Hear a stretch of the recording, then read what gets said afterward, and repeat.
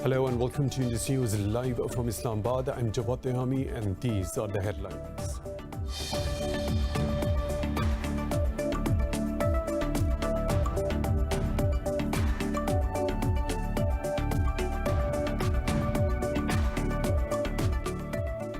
Prime Minister Imran Khan has reaffirmed Pakistan's steadfast support to the Afghan peace process amid ongoing peace talks in Doha. Speaking to Afghan President Ashraf Ghani over the phone, Khan said that all stakeholders must seize the historic opportunity for peace to reach an inclusive and comprehensive political settlement.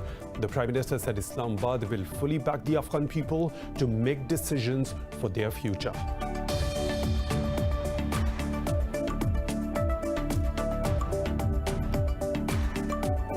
The Pakistan Army says 2 civilians have been wounded in yet another ceasefire violation by Indian troops along the line of control. In a statement, the military's media wing said an 8-year-old boy was among those wounded. There have been more than 2,300 ceasefire violations by Indian troops since January.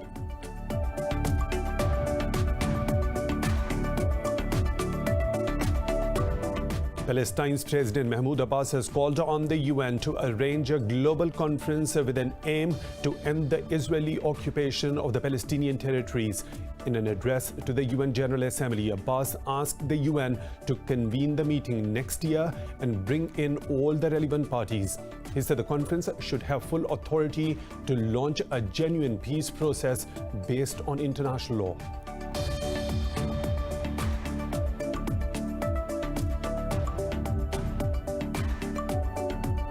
In Mali, former Defense Minister Barnado has been sworn in as the interim president 5 weeks after the overthrow of the Ibrahim Boubacar Keïta. He was picked by coup leader Assimi Goïta to head the transitional government until elections, which are expected in 18 months. Goïta was sworn in as the vice president.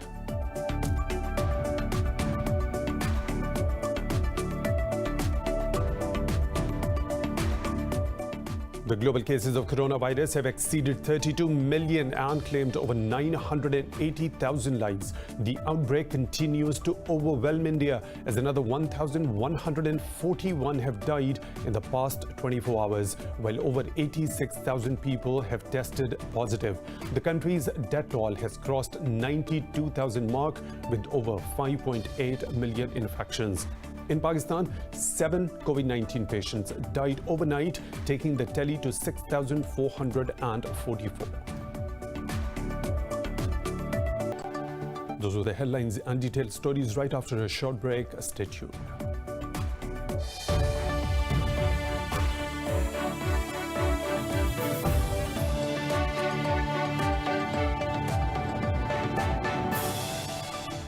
Welcome back, and now with the news in detail. Prime Minister Imran Khan has reaffirmed Pakistan's steadfast support to the Afghan peace process. In a telephone conversation with Afghan President Ashraf Ghani, Khan said that all Afghan stakeholders must seize this historic opportunity to secure an inclusive and comprehensive political agreement. The Prime Minister said Islamabad will fully back the Afghan people to make decisions for their future. Khan said Pakistan supports a ceasefire for enduring peace in Afghanistan. The two leaders also agreed to work towards strengthening Pakistan-Afghanistan bilateral engagement. According to Prime Minister's office, President Ghani extended an invitation to Khan for a visit to Afghanistan, which the Premier accepted. And to talk more about this, we are joined by Air Vice Marshal retired Shehzad Chaudhary, analyst joining us from Islamabad. Thank you for your time, sir. First of all, Prime Minister Imran Khan has emphasized the importance for reduction in violence leading to ceasefire. However, recently an uptick in violence has been witnessed. How serious do you think the warring parties in Afghanistan are in taking practical steps for a complete ceasefire?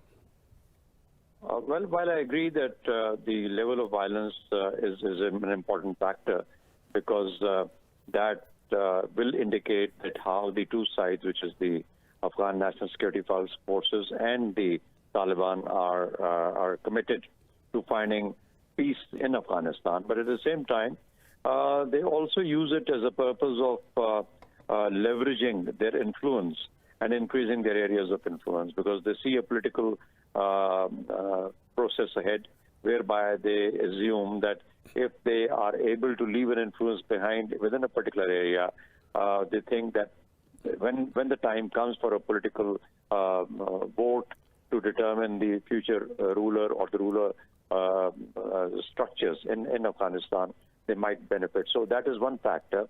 Secondly, I think within the Afghan National Security Forces or within the Afghan government, not everyone may be as committed to finding peace. And this is well established and well known already in terms of the Afghan, certain sections of the Afghan government not really supporting a peace process with the Taliban.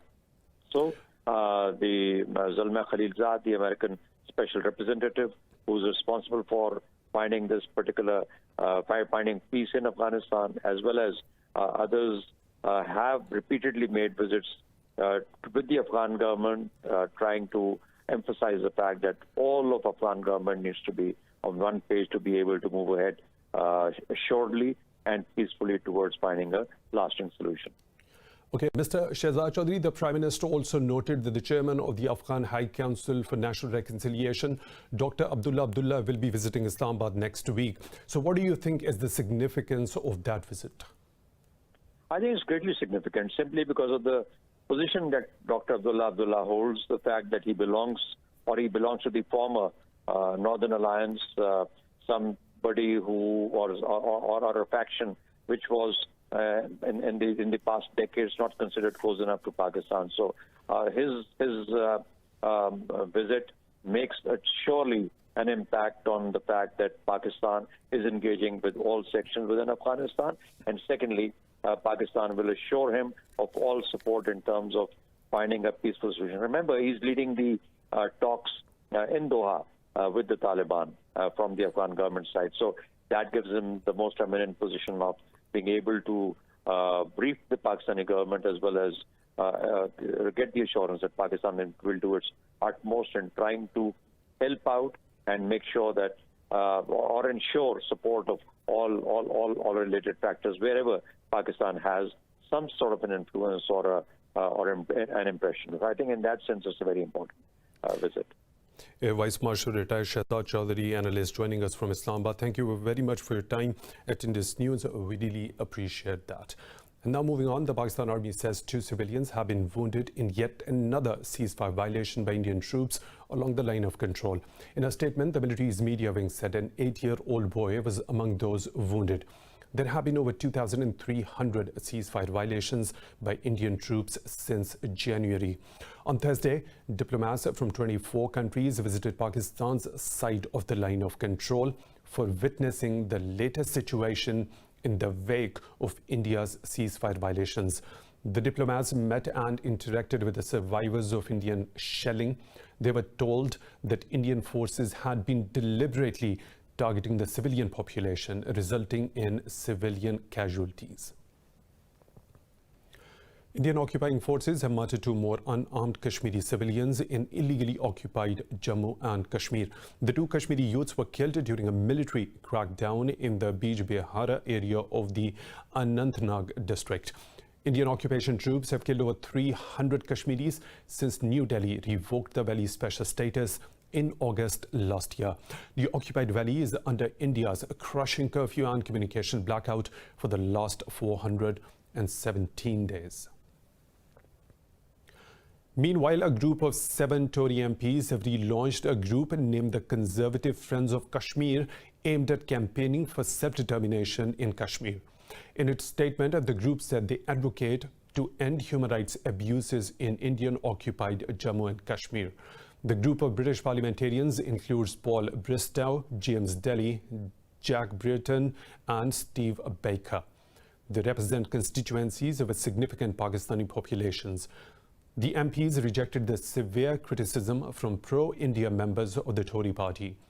President of Azad Kashmir, Masood Khan, has expressed gratitude over the relaunching of the Conservative Friends of Kashmir. In a related development, Pakistan has hailed the Organization of Islamic Cooperation's role in raising the issue of Palestine and Indian illegally occupied Jammu and Kashmir. In a virtual address to an OIC seminar, Pakistan's Foreign Minister Shah Mahmood Qureshi said the body raised its voice against Indian and Israeli atrocities through its resolutions and statements. He said New Delhi's continued suppression of unarmed Kashmiris is a great human tragedy and called to resolve the issue under UN resolutions. The foreign minister said the OIC platform aims to unite the Muslim world to resolve global Muslim issues under a common strategy.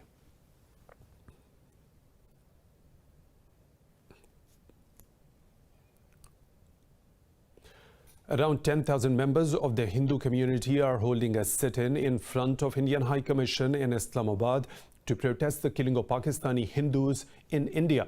They are demanding justice for 11 Hindus who were killed by Hindu extremists in India's Jodhpur district last year in August. The protesters have passed a resolution urging India to involve Pakistan in the probe to ensure a fair and transparent investigation into this incident. And for the latest updates, we are joined by our correspondent, Minahil Ahmed.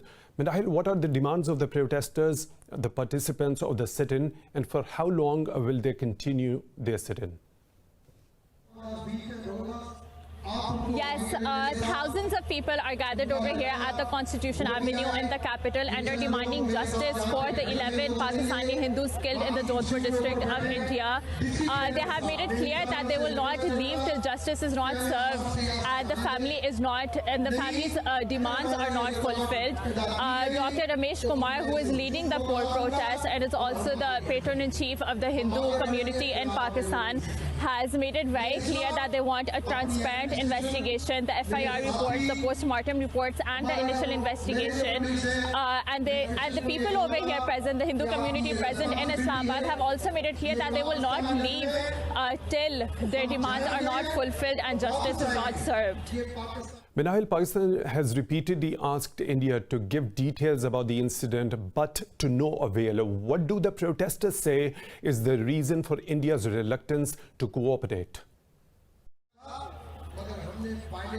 Yes, Jawad, it has been over a month since Pakistan has repeatedly asked India to grant access to the Pakistan High Commission in New Delhi, but access was not granted. A daughter of the victim has nominated BJP and RSS extremists for the killing of her family. The NOKs present over here believe that India is trying to suppress the issue by calling it suicide, so it does not call attention from the international community and the human rights bodies across the world. Minahil Ahmed, thank you for the updates. And now moving on, the US has imposed new sanctions on 2 Iranian individuals and 4 entities. In a statement, the US Treasury Department said the target list includes Iranian judges who sentenced a wrestler, Naveed Afkari, on September the 12th. The list also includes Shiraz Revolutionary Court and many prisons in the country.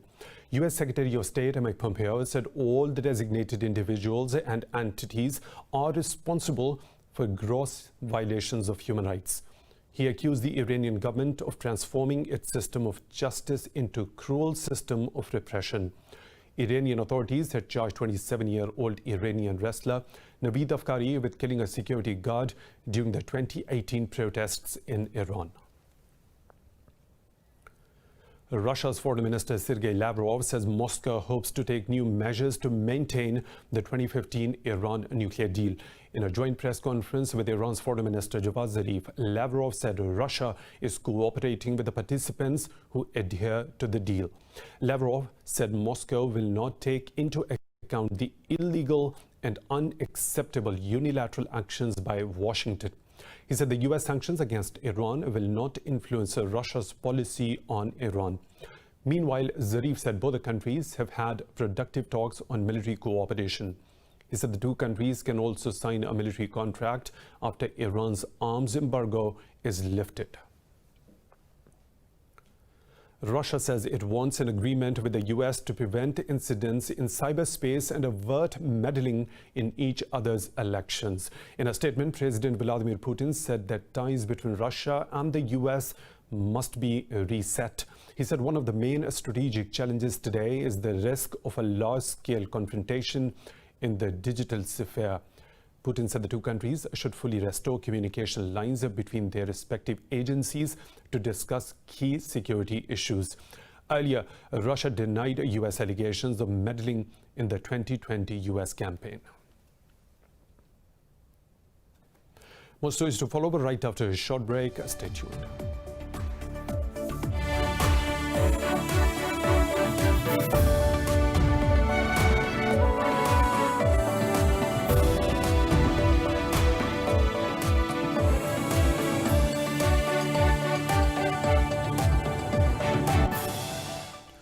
Welcome back. The United Nations says 13 migrants have drowned in the Mediterranean Sea when their small boat capsized off the coast of Libya. The International Organization for Migration said Libyan fishermen managed to pull 22 people from the water. It said the migrants belong to Egypt, Bangladesh, Syria, Somalia and Ghana. A Libyan Coast Guard official said autumn is a difficult season and many boats are leaving these days in precarious conditions. Palestinian President Mahmoud Abbas has called on the UN to arrange a global conference with an aim to end the Israeli occupation. In an address to the UN General Assembly, Abbas asked the Secretary General Antonio Guterres to convene the meeting next year and bring in all the relevant parties. He said the conference must have full authority to launch a genuine peace process based on international law.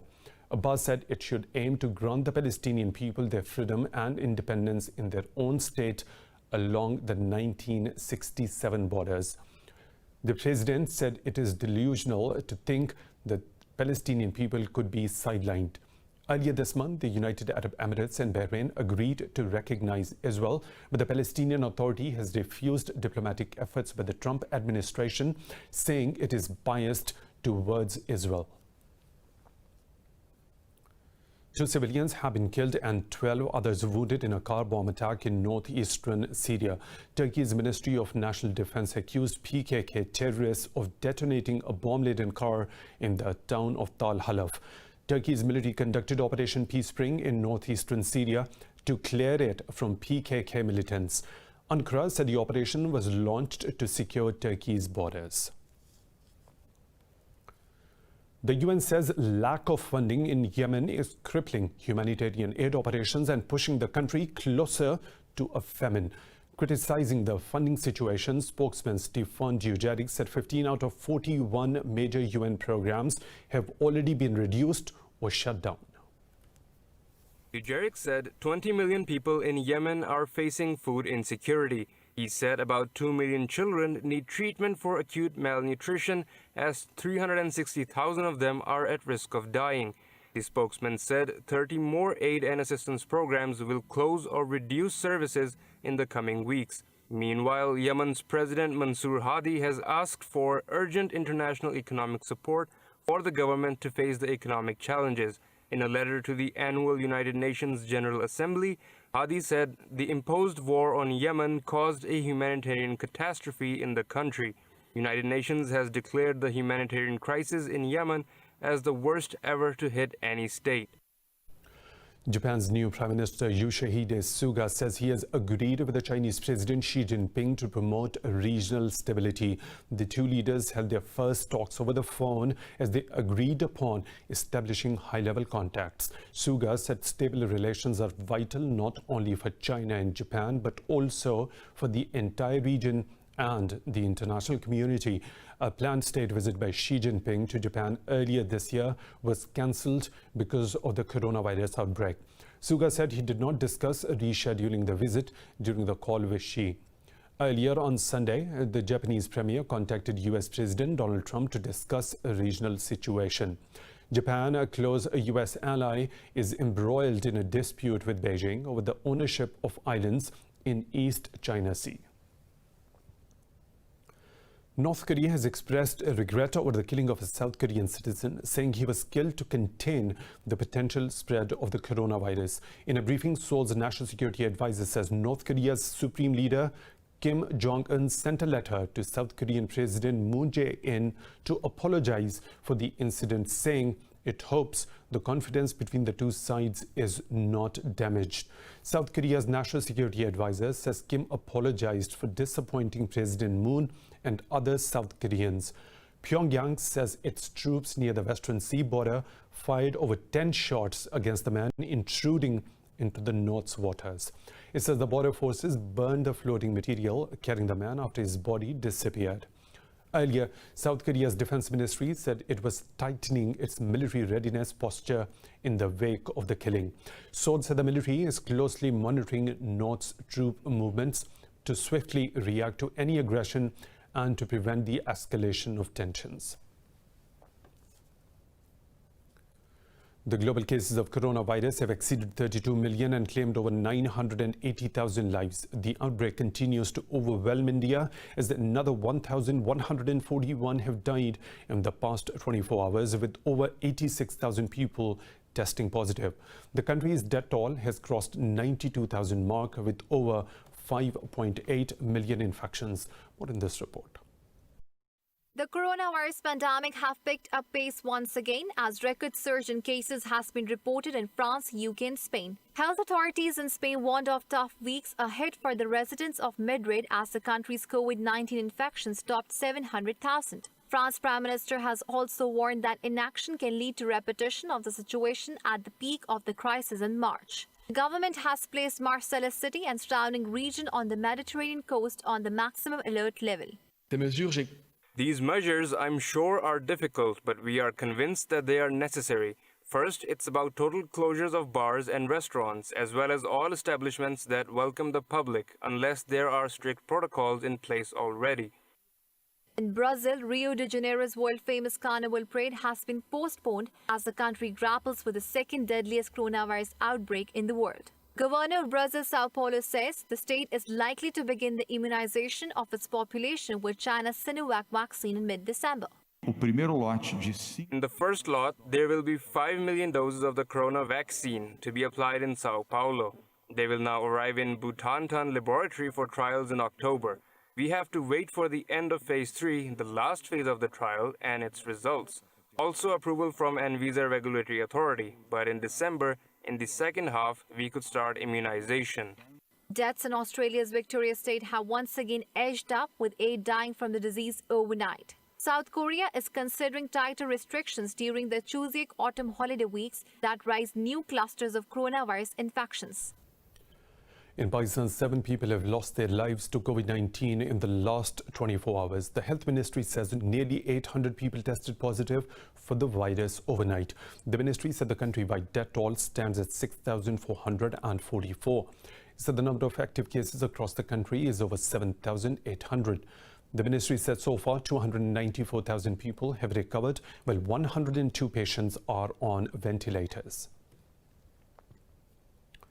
In India, farmers have blocked roads in protest against new legislation allowing the government to stop buying grain at guaranteed prices. Farmers say the law will leave them at the mercy of private buyers. Large protests were staged in the food-growing states of Punjab, Haryana and Uttar Pradesh. Opposition parties and trade unions in Bihar, Madhya Pradesh, West Bengal, Orissa and Karnataka have also voiced support for farmers. Similar protests were staged in Prime Minister Narendra Modi's home state of Gujarat in western India. The main opposition Congress party has called the bills black law and pro-corporate, accusing Modi of making farmers slaves of the capitalists. In Mali, retired Colonel Abba Nador has been sworn in as interim president during a ceremony in capital Bamako. He's tasked with presiding over an 18-month transition back to civilian rule following last month's military coup. Mali's military leader, Colonel Assimi Goïta, was sworn in as the vice president of the transition. Officials hope the inauguration of Nador will lead to the lifting of economic sanctions imposed by West African neighbors. On Wednesday, ECOWAS envoy Goodluck Jonathan said he hoped sanctions will be lifted following Nador's inauguration. In the United Kingdom, a police officer has been shot dead at Croydon Custody Centre in South London. The male sergeant was shot in the chest when a man who was being detained produced a weapon during a search. Police said the 23-year-old suspect is in critical condition after shooting himself. The officer was treated at the scene overnight but died in the hospital. Met Police Commissioner Cressida Dick said a murder investigation is underway. In a tweet, Prime Minister Boris Johnson said Britain owes a huge debt to those who risk their own lives to keep the public safe. The European Union has sent a mission to Venezuela ahead of the parliamentary polls in December. An EU spokesperson said the mission is in Caracas this week to promote a minimum democratic conditions in the legislative elections. The spokesperson said the mission will hold discussions